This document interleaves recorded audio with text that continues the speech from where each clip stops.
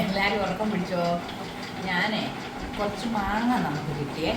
കണ്ടോ, ഇതുപോലായിരുന്നു ഒരു 2 വർഷത്തിനൊക്കെ മുന്നും ഇതുപോലെ ഞാൻ കുറച്ച് മാങ്ങ കിട്ടിയപ്പോൾ ഞാനത് മുഴുത്ത, അതായത് നമ്മൾ വലിയ മുഴുത്ത കഷ്ണമായിട്ട് ഞാനിങ്ങനെ വലിയ മുഴുത്തായിട്ട് കണ്ടിക്കുവേ.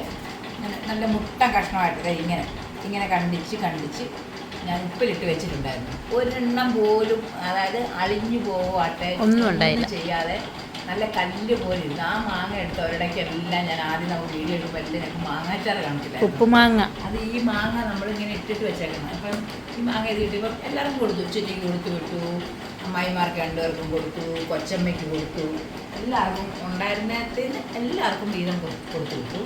അതിന് ബാക്കി ഇതിരുന്നത് അച്ചാറിപ്പം എനിക്ക് അവിടെ കൂട്ടാൻ വയ്യാത്തതുകൊണ്ട് ഞാൻ, അതായത് വീണ്ടും ദേവൂന് അച്ചാർ ഇഷ്ടമായിട്ട് കുറച്ച് അച്ചാറിടും.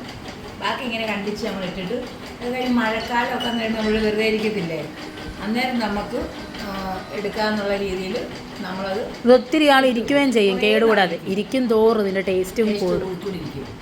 പിന്നെ കുറച്ച് മാങ്ങ എടുത്തിട്ടിട്ട് അതിനകത്ത് കുറച്ച് കാന്താരിയും കൂടെ ഒക്കെ പറിച്ചിട്ട് വെക്കും. അത് നമ്മൾ ഇടയ്ക്കിടയ്ക്ക് നമുക്ക് കഴിക്കാൻ നല്ല സൂപ്പറാണ്. അത് കാണിച്ചു തരാം, അങ്ങനെ ഇടുമ്പോഴേ കാണിച്ചു തരും നിങ്ങളെ ഞാൻ. അങ്ങനെ നമ്മൾ ഇട്ട് വെക്കും. ഇന്നലെ ഞാൻ കുറച്ച് മുളകൊന്ന് ഇട്ട് വെച്ചത് നമ്മൾ തിരുവനന്തപുരംകാരൻ വന്നപ്പോഴത്തേന് അവർക്ക് ഞങ്ങൾ കൊടുത്തു വിട്ടു, കുപ്പിയോടെ തന്നെ കൊടുത്തു വിട്ടു കാന്താരി ഇട്ട് വെച്ചത്.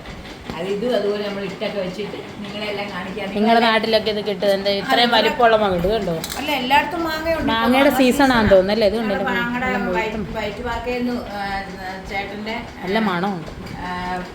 അമ്മാവൻ്റെ മക്കളൊക്കെ വിളിച്ചിട്ടുണ്ടായിരുന്നു. അവരൊക്കെ പറഞ്ഞു ഇഷ്ടംപോലെ മാങ്ങയുണ്ട്, ചെല്ലാൻ പോകും. അവരെ കുറച്ച് കഴിയുമ്പോൾ പോകണം അവരോട്ടൊക്കെ. പഴം പുളി ഉണ്ടോ നോക്കിയാമേ? പുളി കുറവാണ് നമ്മുടെ മാങ്ങയ്ക്ക്. ലേശം ആവശ്യത്തിനുണ്ട്. എന്നിട്ട് ഇങ്ങനെ കഷ്ണിച്ച് നമ്മളിട്ട് ഉപ്പും കൂടെ കൂട്ടി നമ്മൾ ഇട്ട് വെക്കും. എന്നിട്ട് നമുക്ക് പിന്നെ എടുത്ത് നമുക്ക് കറി വെക്കാൻ പറ്റും. മുളകും ഉപ്പും കൂടെ മുക്കിട്ടിരുന്ന. അതെ, ഈ മാങ്ങ നല്ല പിന്നെ കറി വെക്കാൻ നല്ല ടേസ്റ്റ്. ഇങ്ങനെ കറി വെക്കുന്നത് നിങ്ങൾക്കൊക്കെ മാങ്ങ നിങ്ങൾ ഇങ്ങനെയൊക്കെ ചെയ്യുമോന്ന് പറയണം കേട്ടോ. നിങ്ങൾ എങ്ങനെയാണ് ചെയ്യുന്നതെന്ന് പറയണം. ഒത്തിരി മാങ്ങ കിട്ടിയാൽ ഉണ്ടെങ്കിൽ ഇങ്ങനെ ഇട്ട് വെച്ചേക്കാം. പിന്നെ ഉണങ്ങി വെക്കുന്നവരും ഉണ്ട്. നമുക്ക് ഉണങ്ങാനുള്ള അത്രയ്ക്കുള്ള മാങ്ങയില്ല.